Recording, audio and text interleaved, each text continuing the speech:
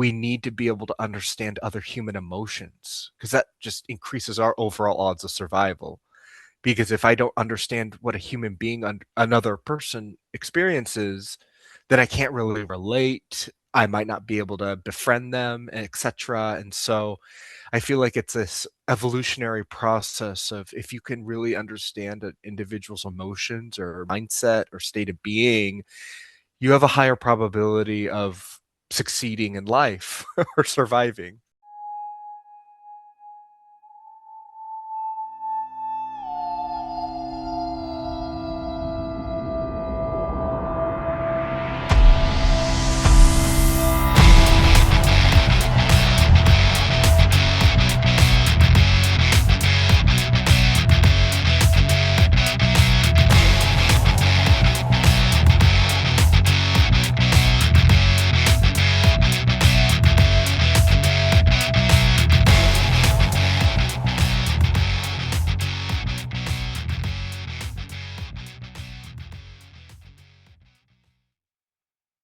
Welcome to today's episode. Today we have on the show James Hosobe, and I'm really grateful for his time, and I can't wait to hear his stories and the information that he shares. My wife and I first came across his work at the 2025 Arizona Psychedelic Society conference, and actually, they're going to be doing a second conference here pretty soon in October. It's a 2-day event. So we're really excited for that. Welcome to the show, James.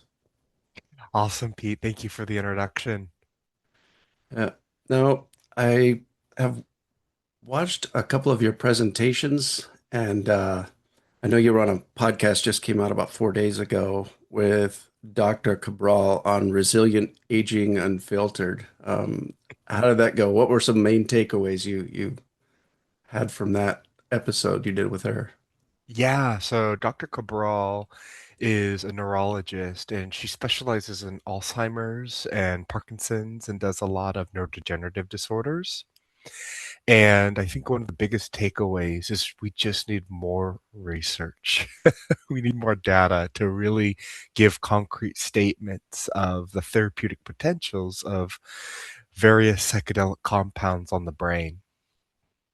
Yeah, that I think is very true. We first learned about the legality and decriminalization last year of psychedelics in individual states and on a federal level. And some of the doctors that spoke were talking about the research that they're doing legally with psychedelics. And have you ever, well, I know that you're a biomedical research analyst at the Arizona Department of Health Services.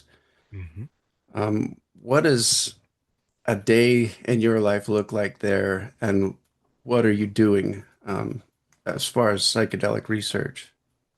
Yeah, that's a great question. So right now I'm a contractor through the Department of Health, and we're housed under the Biomedical Research Center. And we are in charge of investigating different legislative appropriations, essentially monies for research. And right now we have a couple in the pipeline, super exciting. We have one that is investigating whole magic mushrooms. So it's not just the psilocybin capsule, but it's the whole mushroom embedded into a chocolate bar to investigate end of life anxiety. There's another one that we have that's investigating ibogaine and treatment resistant, or excuse me, my apologies, traumatic brain injury and post traumatic stress disorder.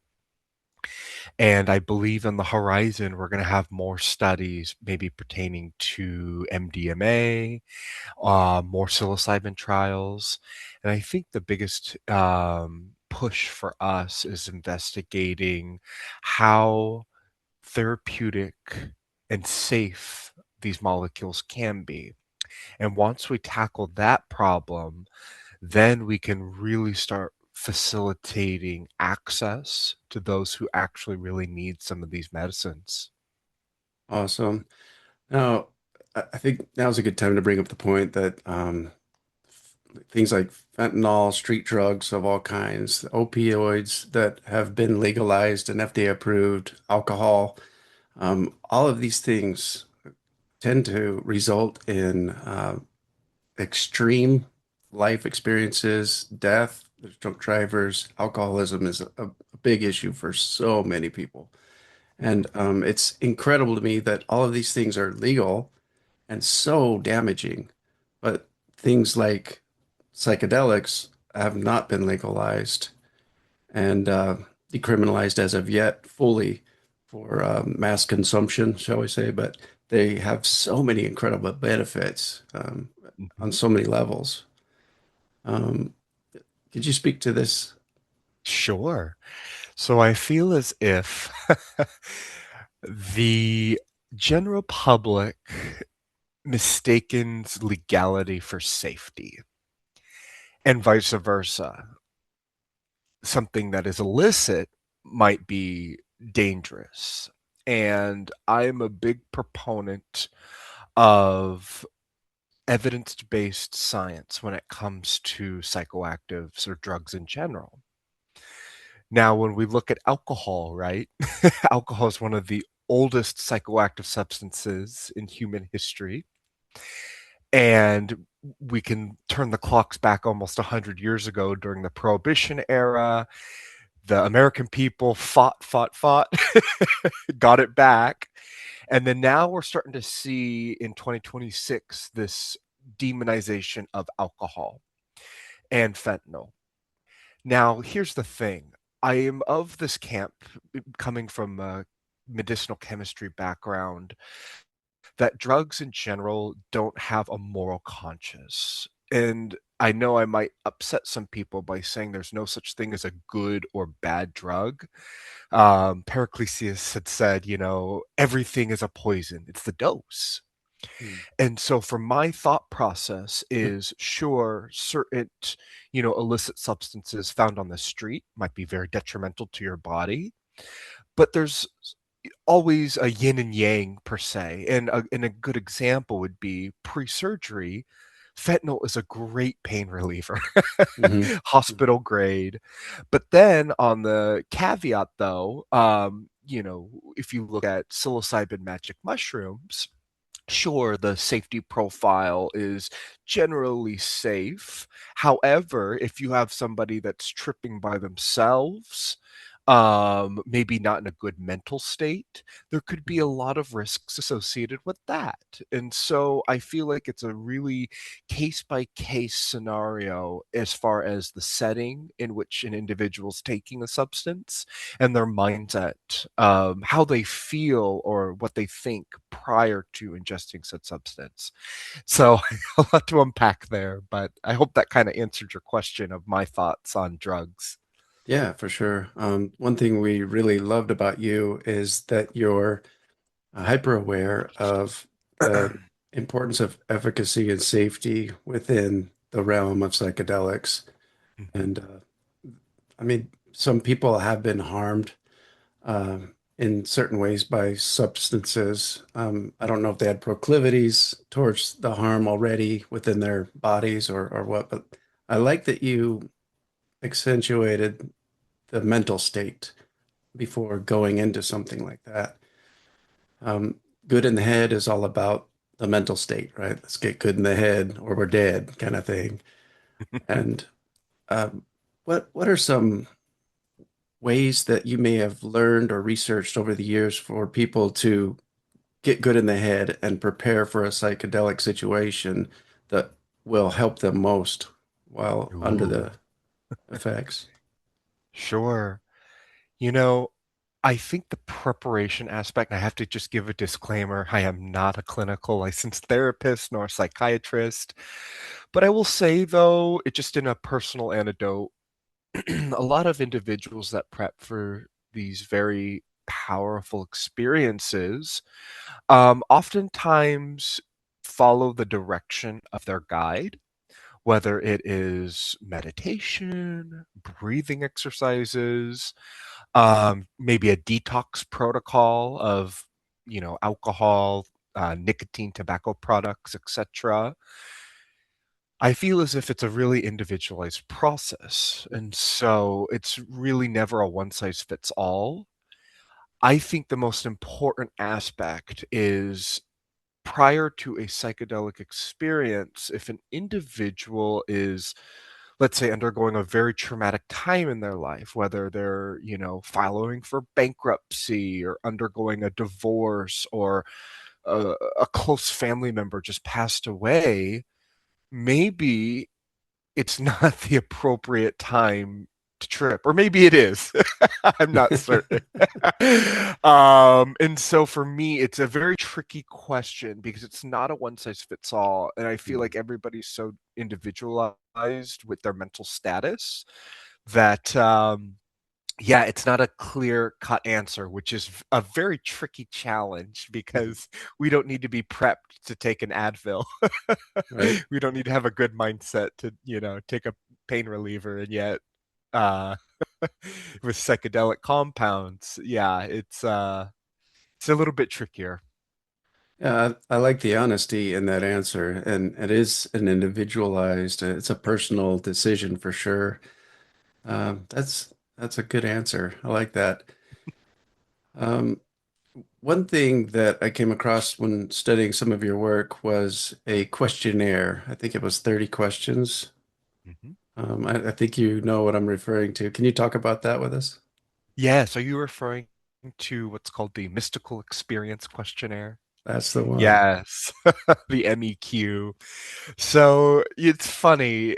There's a lot of debate with this questionnaire, and essentially, the Mystical Experience Questionnaire is a 30 question survey of trying to put context into the trip. And there's this concept of mysticism Mhm. with psychedelic compounds. And I think what's interesting is if you pair a high score with the MEQ or the Mystical Experience Questionnaire with the therapeutic alliance, in other words, how close of a relationship they had with their guide, you're going to see positive therapeutic outcomes with the overall experience. Now, here's the thing though, is there's so many caveats as far as, survey fatigue and just people just trying to fill it out quickly, or, it's not going to be a perfect system. Mhm. But what I do see though is those who have better, I guess, experiences within their psychotherapy, they tend to get better. And I know it kind of sounds like a cop out answer. Yeah, if you didn't have a good time, you're not going to have a good outcome. But there's also an argument to be made where many say, I went through hell and back during my trip, but it felt as if I was a caterpillar going into cocooning myself into a beautiful butterfly. In Yeah. other words, I had to get worse in order to get better. And I completely understand that line of logic, but it's a really hard sell if we're trying to propose that to the federal government and the FDA. Yeah. And it seems like they may be against this whole societal wish anyway that psychedelics become legalized and decriminalized. However, they've just recently bought the rights, I think, to ibogaine or something like that. I saw that on the news a couple weeks ago, and I was like, interesting. So Big Pharma's gonna get involved with it and then monetize psychedelics. Um, Yeah. what do you think about that? I didn't know what to think. Yeah, it's a double-edged sword for certain. For me, I'm a big proponent of reciprocity when it comes to a lot of these, compounds, especially with magic mushrooms, with individuals from Mexico, or even ayahuasca in South America. And so, how can we give proper, I guess, praise and I guess just overall a good message without stealing or appropriating said practices? And it's really difficult to adopt an ancient tradition like a peyote ceremony through the Native American church in a Western medicalized model. I would argue it's almost impossible. Mhm. And and so right now, I think the FDA is starting to realize they probably took their head out of the sand and was like, okay, it's inevitable here. We gotta figure this out. But the problem though with this drug class of psychedelics is unlike any other drug, your environment plays a role in its effect. So, for instance, I could take a Tylenol here in Arizona or take a Tylenol in, Tokyo, Japan, and I'm going to have pretty much the same feeling. But if I dropped acid here or acid over there, I'm going to have two very different experiences. Why So I is that? feel as because your environment has a huge role in how the psychoactive component, whether it is the visual hallucinations, whether it's the autobiographical memories of said location, Mm, whether it's the intensification of just all the stimuli. If you're in a new environment, maybe that might actually induce maybe a little anxiety because you're not at home or close to home per se. mhm. So yeah, if you change your environment, you're going to change the overall trip. That makes sense. Environment. I've experimented with psychedelics in my 40s very few times, but every time I made sure I was in a very comfortable, safe environment. And I never had what people call a bad trip, you know. I saw incredibly horrifying things, but I felt peaceful during the whole process. I can imagine that environment really plays a role. What about energy? You had said something about people having a deep, meaningful connection with a therapist and then getting better. Mhm. Uh, let's talk a little bit about energy, if we could, and how that Yeah, plays a role in all of it. yeah. Certain individuals might be self-proclaimed empaths where they feel other people's emotions. Mm, And so if you have a therapist or a guide who themselves are undergoing trauma or a really bad day, a very important or thought-provoking question would be, are they allowed or in a good mental state to be guiding or carrying the heavy load of the individual who's tripping? mm, And so I feel like not only the setting or the set of the tripper is important, but what is the mindset of the individual who's guiding themselves? And so that energy of, let's say, a person is sleep deprived and has having a really bad day, but is tasked to guide a really vulnerable individual through some intense trauma. Maybe that experience might not be as therapeutic as most want because of just the bad vibes. mhm. Yeah. Um, in a lot of the near-death experiences I've heard, music has come up, and a lot of these people that leave their bodies and go to another realm, while the medical doctors or teams are working on their bodies, trying to bring them back, you know, they experience the synesthetic stage of listening to grass blow in the wind, Mhm. or seeing things that they should hear. And that's fascinating because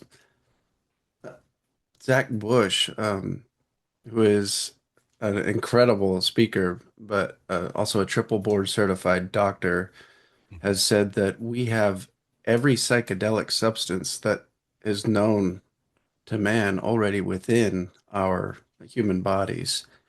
And he's saying that eventually we'll come to a place in time where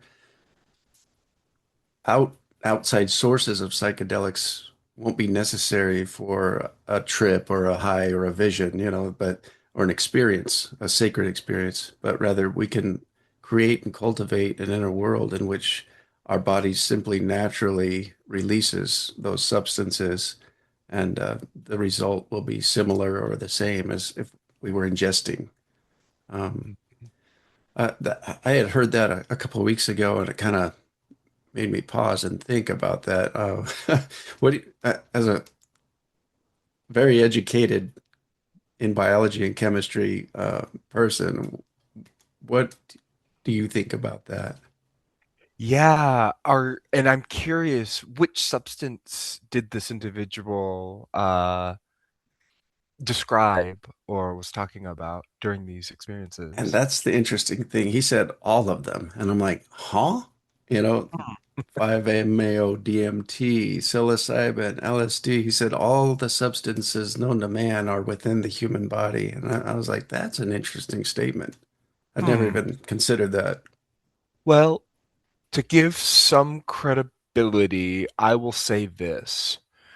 If he's talking about just our overall chemical structure of carbons, nitrogens, oxygen, you can rearrange those elements to potentially create some of these psychoactive substances. And there was Hmm, um, an investigation about the pineal gland releasing endogenous DMT during a near death experience. mhm, And I think right now, and I'm just going to be honest, I'm a scientist and I just love to just discover the truth, whether it's popular, unpopular, etc. Is that sure there might be some endogenous DMT that might be released, but it's in such small quantities that it wouldn't make a profound experience if you were to smoke NN-DMT. mhm, I feel like more of the mystical experiences of a near death experience could be maybe better explained by the endocannabinal system. In other words, that runner's high. mhm. It's a really good pain reliever. And many people I've read accounts where if somebody's drowning, they say right before everything turns black, you feel a little warmth overcomes your body, and maybe it might be the body's mechanism to help ease the suffering right before you die. Now, you have to talk the ethics of it because near death experience studies are highly unethical. Yeah, I mean, you just can't do it through a moral code. But it's interesting nonetheless to think what our bodies can do right before death or to save somebody's life. You hear the mother who lifts a car to save their child underneath the bed. These unhuman feats of strength or speed. It's incredible what the human body can do under extreme stress. It really is. It makes me think, it's possible that we are far more capable than what we're actually doing and living out every day. Most Hmm. people live what they say 95% of their daily experience subconsciously and automatically, right? Hmm. Um, do you think it's possible for a psychedelic experience to pop someone out of that automated way of living and help them sort of drop the masks and identities they've assumed since birth and realize that there are other things available to them? Certainly. I do believe that that's can be the case if that's the intention prior to going into said Mm, experience.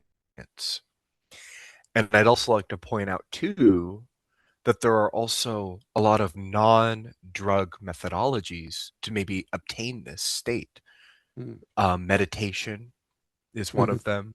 Breath work, sound therapy can maybe be a modality for that to get you into a different state of consciousness.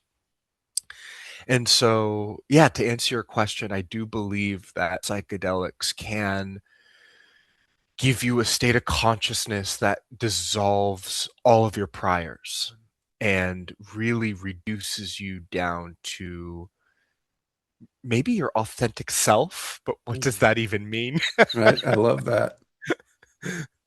I'd like to Yeah. explore that a little bit more.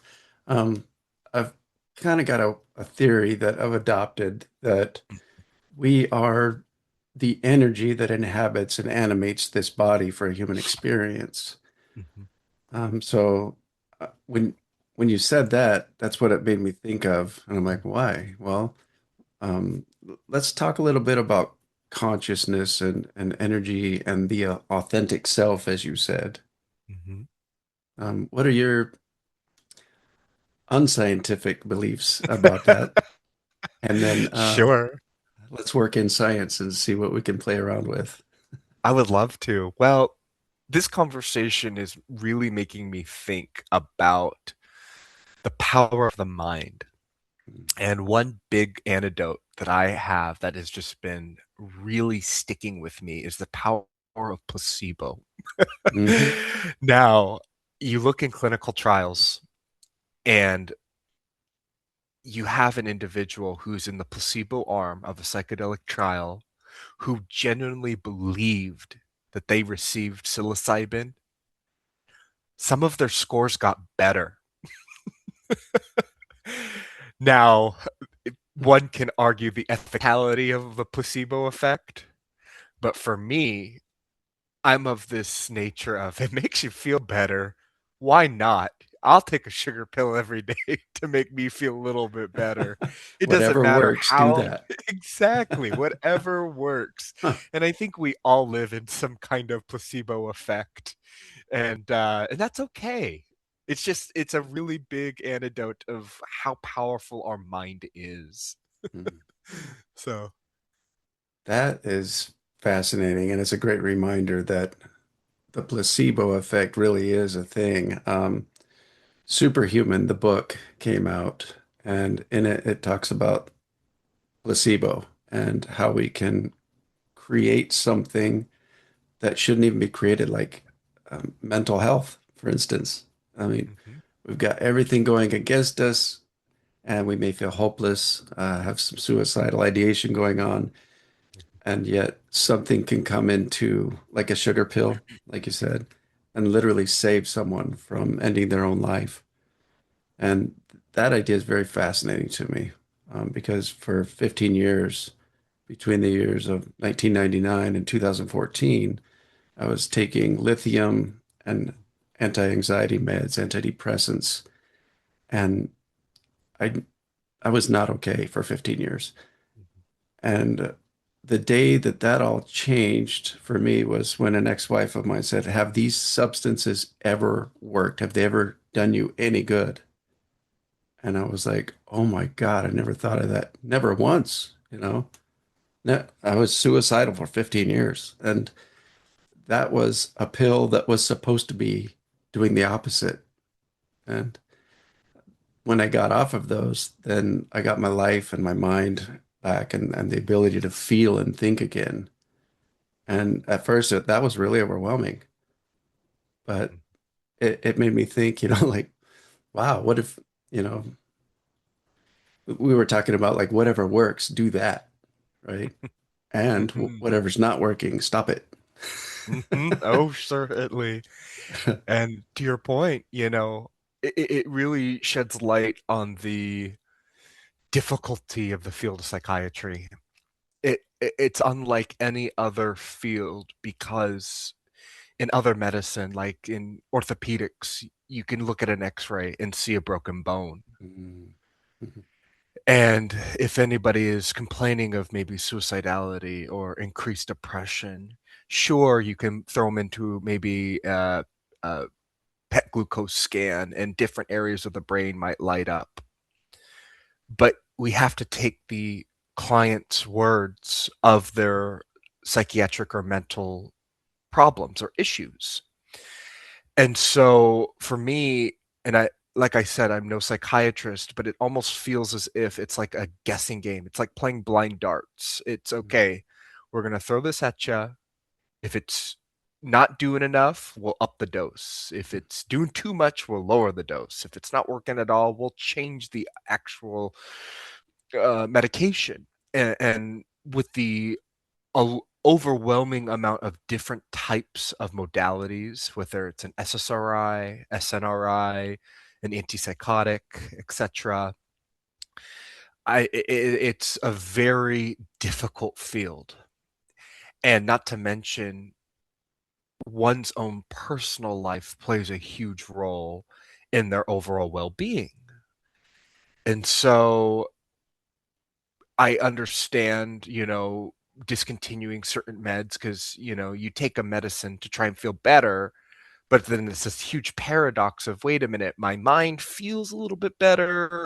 However, I've got more problems now because I've taken said medicine. Mhm. And I think it's really important to have honest and open conversations with your provider and really trying to get to the crux of everything. And that's the beauty of medicine in general is it's trial and error. And what helps one person or an individual might not help another. Mhm. And that's why I'm really particular with the psychedelic drug class because I'm not all sunshine and rainbows. There are risks associated with psychedelic compounds. And I might be an individual that one might disagree with, but I really believe that they're not for everybody. And I think they can actually make certain people worse. Mhm. Yeah. Not to mention the potential drug to drug interactions. If they're already on heavy duty medication on top of a powerful psychedelic, it might make them take a couple steps backwards. So I'm really just a big push and proponent of safety. I really like that you said that. That's important to give some attention to. Um, I remember Joe Rogan saying that he had a friend that tried marijuana one time and became schizophrenic for the rest of his life. Just destroyed him. And I was like, what? Oh my God. Yeah, yeah. There's a lot of interesting data now. So first, I have to give overview. Cannabis, marijuana. It's a it's a very complicated drug class. I mean, in one cannabis plant, you can have over 100 different cannabinoids. Wow. I That didn't know and that.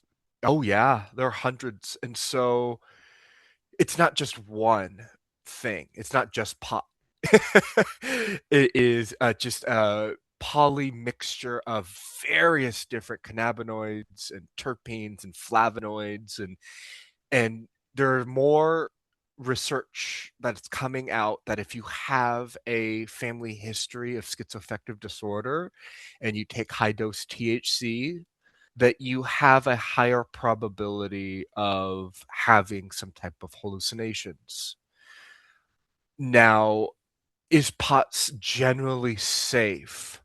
Well, it depends on who you ask and what you're comparing it to. I know that the common thread is, well, alcohol is a lot more detrimental than cannabis. Mhm. Well, it just depends because it's not a one size fits all. And I'll Mhm. tell you this, I'm personally a very different person if I have 5 beers versus 5 Jack Daniels. Like even alcohol itself is not all the same. Yeah.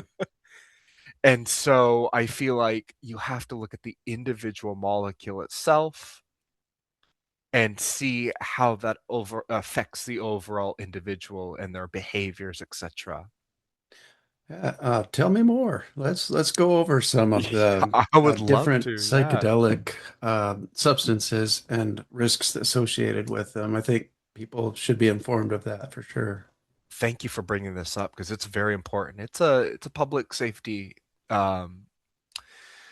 it's definitely for public safety, that's for certain. So I think firstly, I think it's important to define what psychedelics are. And I feel like they are a drug class that really gives you a whole different perspective of whether it is changing your mood, emotions. It could potentially give distortions of auditory processing, visual processing, etc. But it's mainly mediated by the serotonin receptor that creates a huge altered state. Now, what differs because you can have compounds that attach to the similar serotonin molecule or serotonin receptor, but doesn't activate the trip. And many in the field call them non-psychedelic psychedelics, where they're binding to the same receptors but not inducing the trip. And so it's just asking this question, if I tickle that same receptor, can it give me the same therapeutic effects? And that's the FDA's dream, is taking the trip out, because then you don't require the therapist, the guide, etc. But then many argue, well, it's the trip that might give this catalyst of change. And for me, I'm of this camp of the medicine itself is good, but the real magic happens in the integration of making Mm. sense of the overall Yes, experience. the meaning behind it all. Correct. And that is who gives it meaning? The individual, the therapist. Hmm.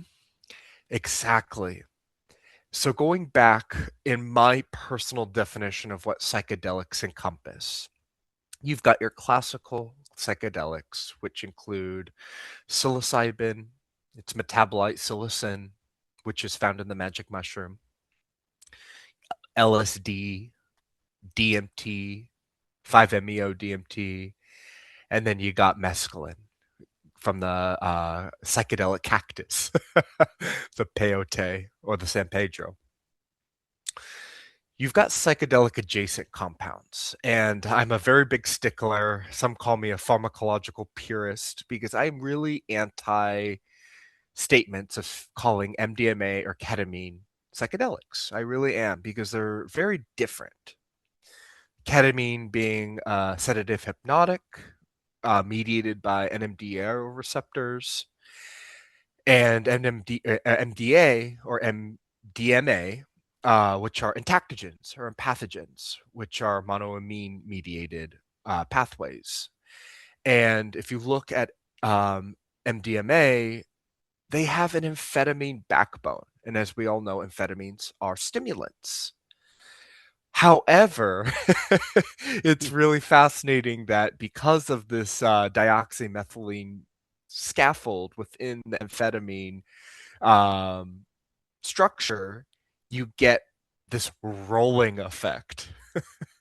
And as many of in the field understand, MDMA, ketamine, and psilocybin all have very unique mechanisms of action and overall effects of your behavior, the mindset, etc. Now, I think a lot of people like to lump those substances together because they share maybe similar psychotherapy protocols, whether it's having a sitter or a guide, making sure harm reduction initiatives are in place, etc. And so I think what the beauty of psychedelics can do, though, is get people off of this rumination state of repetitive thoughts, Mhm. dissolve what maybe people say as an ego death, and really structure this experience to maybe give you a fresh breath of air or a different perspective in which is indescribable or many call ineffable. So I hope that kind of a long explanation, but No, that's a good yeah, one. something. Thank I, you. I've experienced those things. I have tried a magic mushroom before, and I've tried ketamine one time, and I'm still processing that experience. I had it back in February, and we had Carrie Rowe on the show, and I became interested in trying that. And at first, we were planning on going back weekly or biweekly, but after the first experience and what literally saw and embodied in what I guess was 15 minutes, but seemed like an eternity of these incredible visions, I thought, I need to process through this and attach my own meanings to what I saw and felt. And it was probably the most beautiful experience I've ever had, hands down. And the meaning that I attached was also beautiful. And it was almost like, you're listening to a record on a record player, like when we were kids or whatever, and there's a scratch, and the record just keeps hitting that scratch and then looping back to the same line and repeating that same part of the song over and over and over. Mm, And for me, ketamine almost seemed to repair that scratch and allow me to pop up out of that groove and then continue on. And it was almost like this immediate reset of my nervous system. I had no idea how overwhelmed I was until that Mm. experience. And Thank you for sharing. yeah, that was beautiful. It really was. And that Yeah. was useful, you know. And I love to say, hey, let's experiment with everything and Mhm. keep what works for us, right? Because we're all so different Mhm. chemically, hormonally. Mm. Uh, it was amazing. In your own experience, I'm sure you've seen a lot of people go through psychedelic journeys. Um, what are some useful reasons to try these things out, knowing, you know, the possible results? Yeah. I feel as if the main purpose is to alleviate various psychological distresses. And if you're an individual who suffers from PTSD, maybe MDMA assisted therapy might be a good modality for yourself. If you're suffering from treatment resistant depression, maybe psilocybin. I think what is really important is you have to understand who you are as an individual, what substances you are taking currently, whether it's prescribed or even right, you can't discount what you use recreationally because that still affects your overall body. Mhm. And so you have to look at the indication or what you have been diagnosed with and then attack it through that way. And I know that a lot of individuals in the psychedelic space like to paint it as sunshine and rainbows as far as, oh, psychedelics is a magic bullet and it's a panacea that can cure all. And I tend to shy away from the glorifying of psychedelics because, like we had said previously, there are a lot of risks associated with it. And so you would ask, what do you recommend getting somebody into it? And I would argue, look at what first line treatments are. And, if they're not working, talk to your psychiatrist and inquire about different compounds that can potentially help. And unfortunately, the data is still undergoing, and we need more in order to really give good fidelity of the therapeutic potential of some of these substances are. And unfortunately, because of prohibition and the federally scheduled act, we're limited in what the data is possible for a lot of these compounds. So I feel like our best ally is time. Time, great. Uh, well, if time and space are an illusion, hopefully we've got plenty of it coming. We'll see what happens. Hopefully, yes. Interesting. Yes.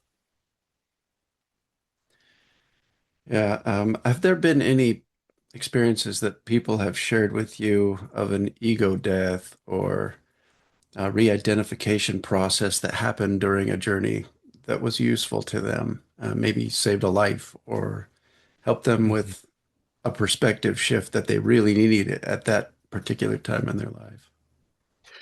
Yeah, I will say this. I have read many case reports of individuals undergoing some of these modalities, and some of them say it saved my life. And those are very powerful statements. Mhm. Researcher, the late Roland Griffiths, he passed away a couple years ago. He did a study, and one of the participants said it was of the top three most powerful experiences next to my marriage and my first child being born. Wow.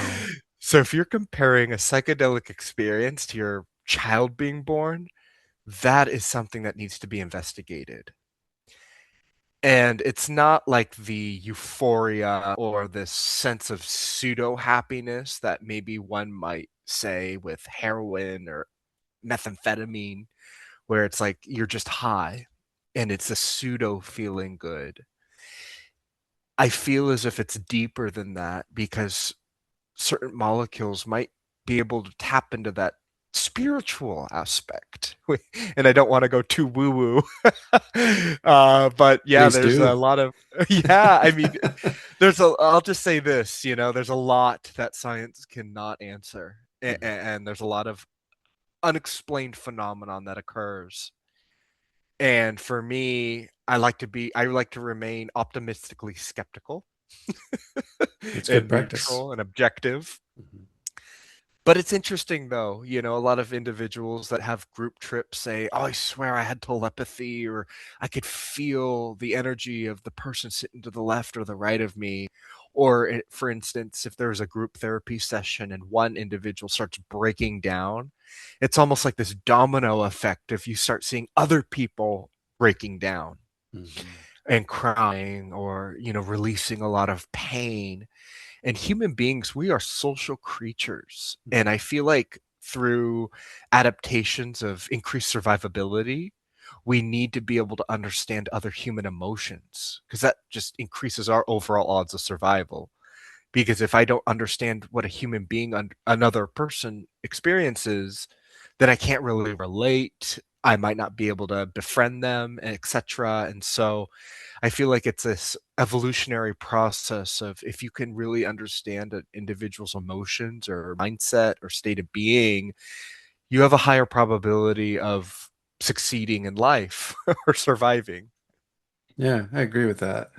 And Yeah. community, they've said is one of the most advantageous human uh, things to practice and get better at because of, like you were saying, the energetic domino effect. Hmm. They say we become very similar or like the five people we spend the most time around. Hmm. And so that speaks to the importance then of our environment and who we choose to spend time around. Hmm. You were talking about panacea, and I had to look that word up one time, and it's like a one size fits all, like the one thing that will cure everybody, like a Hmm. magic pill. And the only thing that I could think of when you said that word was mindset. Hmm. Um, I think that's a great panacea for someone to be able to alter a belief system or up level or shift a perspective in the Hmm. way that their minds work and look through alternate or even opposing lenses at people or the world in general uh, Hmm. is such a useful tool. And it can be a little scary sometimes because just like leaving a religion that you were born in, you're going to go Hmm. through some type of difficulty for sure. But then Hmm. when there's an ego death and your identity drops away, even for a little while, and you start realizing that potentially you aren't this body, you're not the thoughts you're thinking, but you're the awareness behind it all, the observer, the Atman looking at all of it. It's really fascinating to think in different ways and then watch your life unfold in different ways. I couldn't agree more. And I think that's what makes this field so exciting is there's no other substances on the planet that can make you feel closer to God if you believe in such higher power. And so, yeah, being this observer, I think though to answer or to kind of piggyback on what you said about, a panacea, I think it needs to be studied. This is something I just thought off the top of my head, but a really good antidepressant would probably be a paycheck. You give somebody money. Yeah, I can see that. I'm totally kidding. That No, was a that's terrible a joke. I mean, I was raised that money doesn't grow on trees and money's not, going to make you happy, but you got to have a certain amount at least to survive Survive. and to feel Yes. safe and to be able to explore and think. differently. Otherwise, it's just a stressful scramble through life, and survival mode is a crazy place from which to create a reality. Oh, you're exactly right. And, the survival mode that you speak of, I think has a higher probability of, leaning towards substance use disorders that, you use to numb yourself or a sense of escapism. Mhm.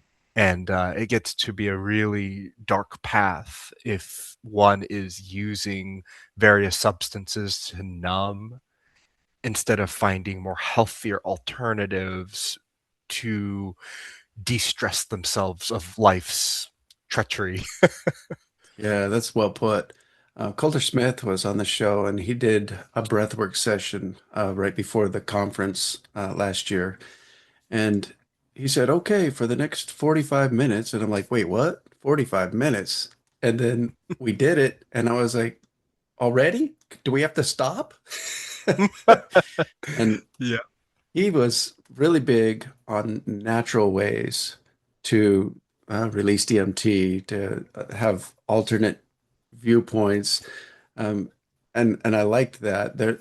I mean, psychedelics are not the only way that we can feel better or have ego deaths. You brought up breath work, Mhm. meditation, visualization's a great one, remote viewing. I mean, there's all these natural ways to have alternative experiences for sure. But I really love the scientific and educated background and the way that you're unfolding this conversation. Thank you. You think differently than a lot of people that I'm around, and I really value people that think differently. So thank you for being you. I appreciate that. That's very kind. Thank you, Pete. And one thing I'd also like to add that is a non-drug induced euphoria to the brain. It's this Japanese practice called Shinrin-ryoku. In other words, or in English, forest bathing. And in Mhm. Arizona, we in the desert, I mean, obviously, a Flagstaff and Sedona up north, but it's this practice where you're immersing your senses into the natural environment and absorbing smells, sight, hearing, touch. And there's a lot to be said about walking. I think walking is one of the most psychedelic practices an individual can do. Interesting you say that. This came up in the last podcast episode with Mandy, and back in the early 1900s, a book was written um, called Think and Grow Rich by Napoleon Hill. Mhm, And it had chapter after chapter of all the highly financially successful and mentally healthy people would do on a daily basis. And the one thing that they all had in common, one of them anyway, was walking for an hour and mhm, allowing downloads naturally to flow through them, ideas for new businesses or different things. Have a problem, go on a walk. The solution will mhm. come. Um, have you practiced forest bathing, and do you do it with shoes on or grounding through the soles of the feet? How do you like to practice Yeah. that? I mean, I am an avid walker myself. Now, I live kind of metropolitan city area, so with the bottles of glass, I have to wear shoes to protect Bummer. myself. Yeah. Yeah, but And the I know heat. that there's and the heat, I don't want to burn my feet in the hot Arizona sun. But yeah, there's a lot to be said though about, walking without your shoes and the tall grass and immersing yourself in nature. I mean, there's studies to suggest it reduces blood pressure, heart rate, helps balance cortisol levels, it boosts immunity. I mean, there's a laundry list of beneficial um, things that can occur with walking or forest bathing.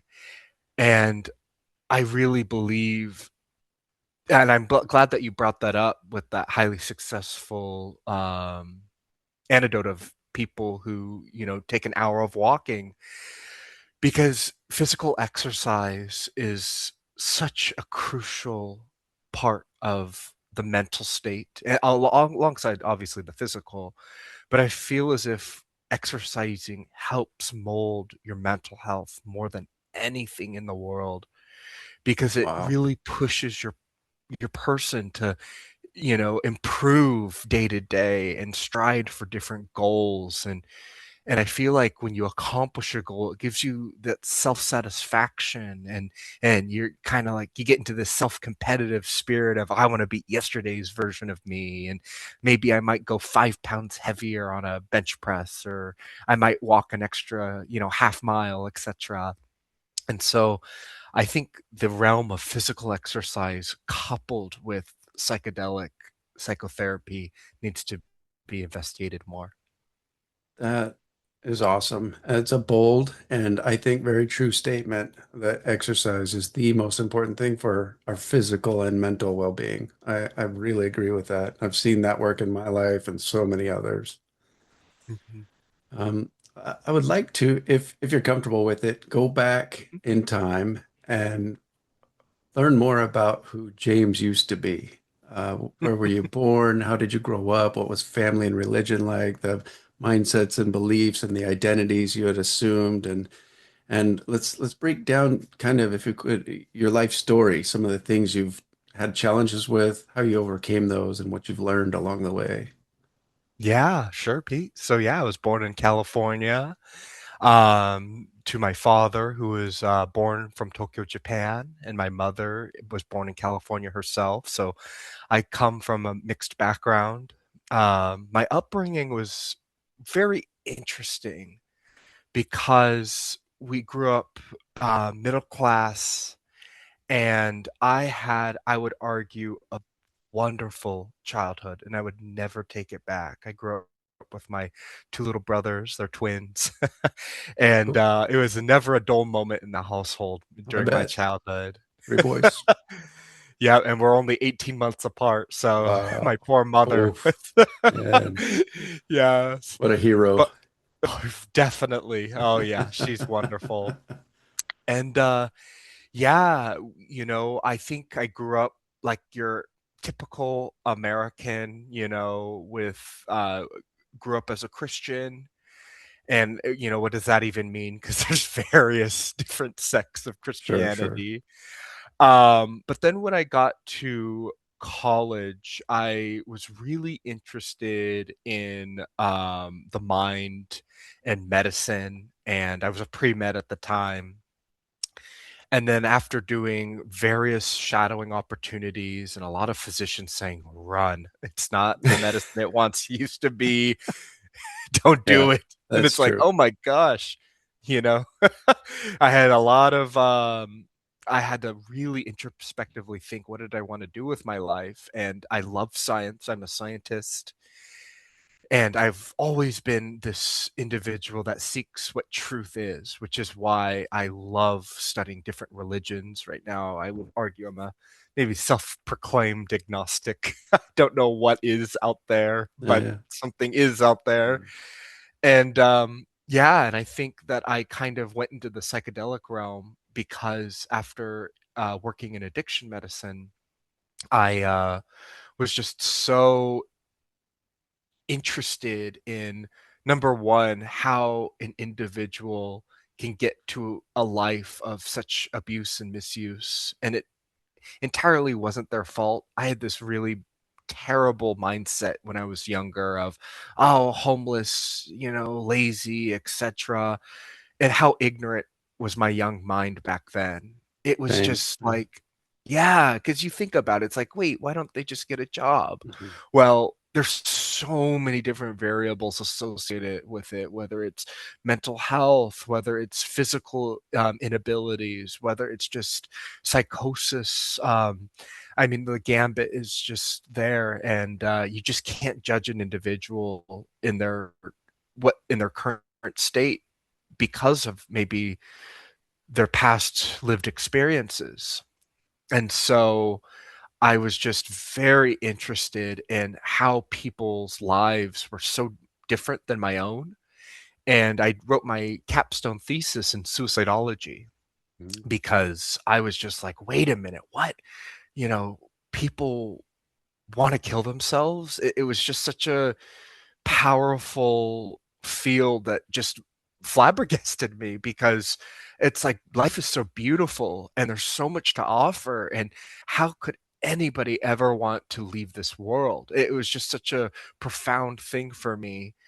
And it really struck me, especially when Robin Williams, one of my favorite comedians, um, committed suicide, and one of my favorite singers, Chester Bennington, an Arizona local from Lincoln Park. And so I think that really trajected me to this mental health aspect. And then coupled with substance use disorder interest, I was like, okay, how can we find better treatment modalities for this? And then I stumbled upon, because our treatment center was AA based, a 12-step program, and love it or hate it, it's helped people. But Bill Wilson, the creator of it, had an LSD experience. And that kind of gave his inception of the second step. And so I was like, okay, there might be Interesting. some merit to this. And then with Roland Griffith's work and Amanda Fielding and David Nutt and Robin Carhart Harris, I was like, okay, this this is something that we just cannot ignore. And so I pursued my master's in pharmaceutical sciences with an emphasis in psychoactive substances at the University of Wisconsin, Madison. Wonderful program out there. And yeah, and so now I'm here investigating different treatment modalities for brain related diseases. Wow, that is so fascinating. What a life history. That's Thank you. inspiring. Going back to the mindset you used to have about the homeless, and then shifting that to a more compassionate view and a more understanding view that these are people that have obviously been through some harrowing, destructive life experiences, and Mhm. they saw themselves in a certain way. I'm guessing a lot of them felt unworthy of anything better than the lifestyle that they were living out every day.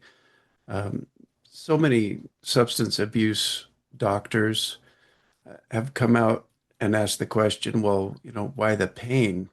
Forget about the substance abuse and the alcoholism. What's causing the pain that requires them to mask or numb themselves out in such a way that it literally destroys their life experience and the experiences of those around them? Mhm. Yeah, that's a wonderfully stated. Um, I would say this, a lot of people said back in the day marijuana was the gateway drug. Through my lived experiences, I feel like unresolved trauma is the gateway drug. Wow. And so, to this point of masking this pain, it's a lot of this unresolved trauma that is pushing for this blunting or this sense of escapism. And I think to your point, going back to, the real catalyst of my thought of really switching of a more compassionate lens, it was really profound. I went to the local grocery store, and outside where all the carts were, there were two homeless men. One had complete amputations of both legs in a wheelchair. The other one was, just reeked of alcohol, and they were both smoking a cigarette outside. And as I was getting my cart, they were both in a belly laugh, just cracking up. And it was contagious. I cracked a smile and I was like, what are they laughing at? And then as I pushed my cart in, I saw this other gentleman, suit and tie. He had a Rolex watch. Just GQ status. The epitome of success. Yeah. Sure. And he was on the phone, and I could see the vein in his forehead bulging. And this gentleman was livid, like screaming at the phone. And I thought to myself, who is living life more? Who's actually living life? Mm. these two individuals that, are scrounging for pennies, or this other individual who seems to have a lot materialistically, but is undergoing such an intense emotionality, maybe more often than not. And it was so profound. I was like, "Oh my gosh, this is true duality here." And I Yeah. bet both covet what others don't have. Yeah. What a Yeah. yeah, I think we all do that as humans for sure. And it's so crazy because so often we find ourselves wishing we were a different person or had a different life or, identified differently within, and how often do we really stop and appreciate who we are and the life that we have? How often are we practicing gratitude? Mhm. I've heard that that can really alter a human's chemistry internally when they focus on something good rather than observing continuously all the bad that's coming at them through their life experience. Yeah. I'm glad you brought that up because I feel like psychedelics, or after a psychedelic experience, might enhance this motion to be more grateful Mm. I and found more that to be appreciative. true for me for sure. Wow. What a great conversation. You're somebody that I could literally talk to for weeks. For sure. I want to be respectful of time and everything, but is there anything that you would like to share before we close out? Yeah. Firstly, I just, want to say this. As cool and as mystical as psychedelic compounds are, or psychedelic adjacent compounds, I think the most important thing is human safety. And it would really just be a catastrophe if an individual, you know, looks to certain substances to help blunt or dull the pain of everyday life. And mental health is very important. And I'm a big push for destigmatizing mental health.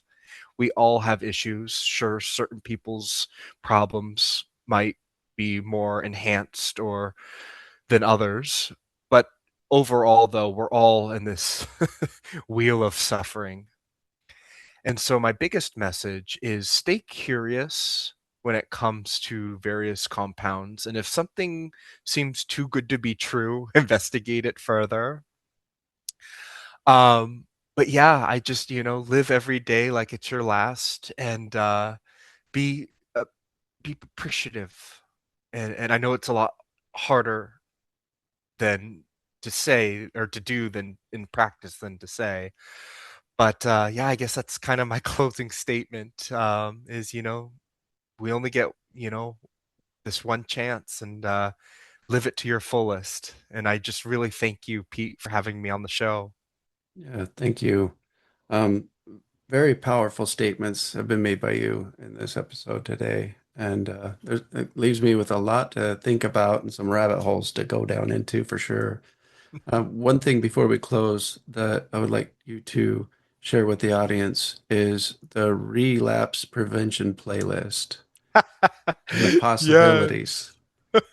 Oh, yes. Oh my goodness. I've been toying with this idea for years now. So I'm assuming you got this from my talk about music's role in psychedelic assisted therapy. Yes. And that's a whole nother can of worms that maybe we can circle back to at a later episode. But essentially, my hypothesis is you undergo psychedelic assisted psychotherapy. Your therapist gives you the playlist after the experience. And if you're an individual that suffers from substance use disorders, when you feel like using or relapsing, you listen, you put on the playlist, and you pair it with a physical activity, whether it's yoga, walking. I prefer walking. And hopefully it can bring back those memory neural pathways to highlight the purpose of why you did the treatment to begin with. And hopefully it will mitigate relapse. It's almost like I coined it like a Pavlovian dog example where, because of the memories linked to the music from the psychotherapy, hopefully it can give you enough gusto to say, you know what, maybe I won't crack open a beer, maybe I won't have that next cigarette or try this harder drug because the purpose is bigger. My purpose is bigger than escapism. And hopefully music can help be a powerful medicine and a tool. Wow. I really believe in that. And when I revisited that you shared, watching a podcast, which I'm going to put the link to down in the notes for other people if they want to go a little deeper on these things, and everything you've shared. Uh, I, I've had a few psychedelic experiences where the playlists were intentionally curated, and we're talking 5, 6 hours long. And it's crazy because after that ketamine sit, um, I went back to those playlists that I had during psilocybin sits. And rather than over consuming information and listening to dozens of podcasts a week and audiobooks and all these teachings and words of others, I implemented the playlist at the beginning of every day for hours. And the peace and the calm and the stillness and the remembrance of what I had learned and the meanings I attached to it all came through. And I've been doing that for months and living a totally different lifestyle, much more peace and calm and beauty and joy, so much to be grateful for. And all of these things now are what occupy my mind. Mhm. And I was numbing myself through being addicted to information consumption. Mm. I've been addicted to being busy. I always had to have a to-do list and occupy every part of my mind and body with doing. And lately I've just been being. So I really love, I don't know if this is just a theory of yours, but I've seen it work not only for me, but so many other people to implement music into a daily practice. And Mhm. man, I just love that idea. That is so cool. You shared too that alcohol use disorder is a chronic and relapsing brain disorder with significant negative consequences on individual social, occupational, and health functioning. And Alcoholics Anonymous has reported that 75% experience a relapse during their first year of recovery. And for those who are sober for 5 years, the rate drops to 7%. So the longer they go without it and the need for it, because they've addressed their inner world, the less damage is being done to them physically, emotionally, mentally. Their self-identity is probably just shattered every time they go back to a substance they don't want to have anything to do with. Mhm. And so a tool like this, for you to share that, that's fascinating to me. I really Oh, believe in the possibilities of this for sure.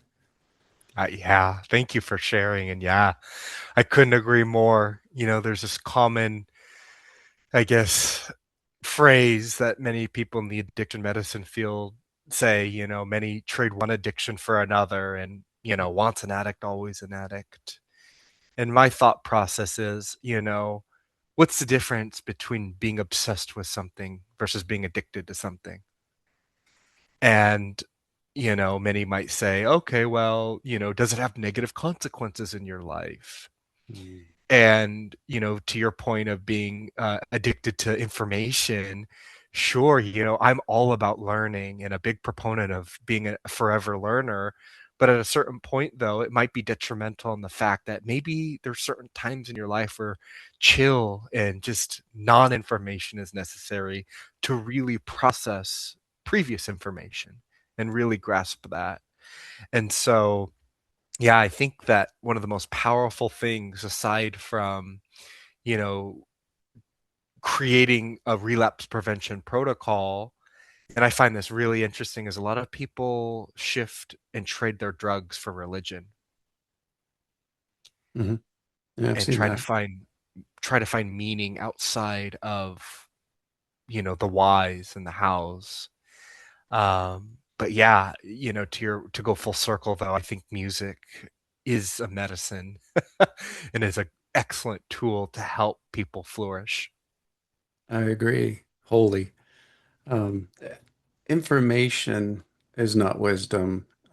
When we are able to absorb information, experiment with it, and have experiences, I think those experiences is what become the wisdom. Mhm. And so again, try everything, keep what works for you, maybe revisit it and try it again later. But if it's not working, stop doing it. Try something else. Sure. Yep, I agree.